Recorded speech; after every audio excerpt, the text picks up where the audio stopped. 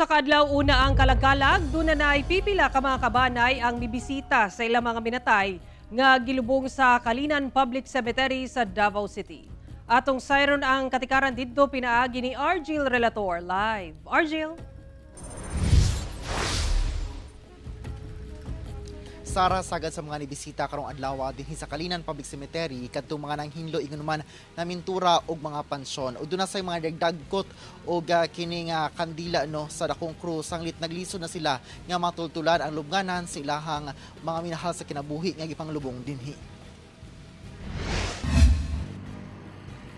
Hugot nga seguridad ang gipatuman sa entrada pa lang sa Kalinan Public Cemetery sa Davao City. Di nakadeploy ang mga pulis ug sakop sa Civil Security Unit. Sa dakong krus na nanagkot sila Nanay Feby, sanglit na saag na matud pa sila sa pagpangita sa lubnganan sa ilang mga nipanaw nga kabanay. Nalimot na matud pa sila sa kadugay na sab sa panahon ug nagpatong-patong na sab ang mga pansyon. Di lang ginamo makuan, ma-trace up ang uban. E matabunan naman. Sa pawan. Pero kada kalagkalag lang pud mo nagato diri. Usahay. Pero kasagara kalagkalag diri diri. Diri lang yung dagkot. Dunay mga pansyon nga bag-ong pintura na. Apan mas daghan ang wala pa gibisita, busa bagnot pa.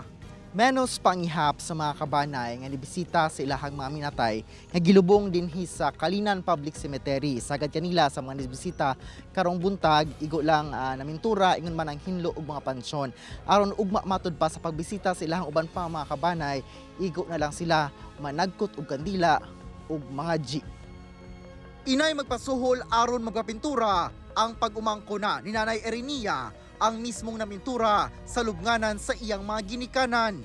Nibisita sila daan aron dili na makigdungan sa gilaumang pagdagsa sa mga mobisita ugmang adlaw.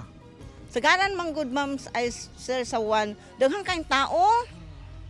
Ug sa to daghang tao. Usay man gani maanhi ko dirigto alas 3 na.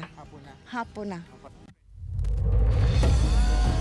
Sara, nakasinati kita karong hapon og moderate rains dinhi sa Kalinan area, busa maihap na lang ang mga nibisita dinhi sa sementeryo. Hinuon parayon ang hugot nga seguridad nga ginapatuman sa kapulisan ug safety and security cluster sanglit hangtod alas 8 sa gabi open ang sementeryo alang sa mga buot mo bisita. Sara. Daghang salamat, Argil Relator.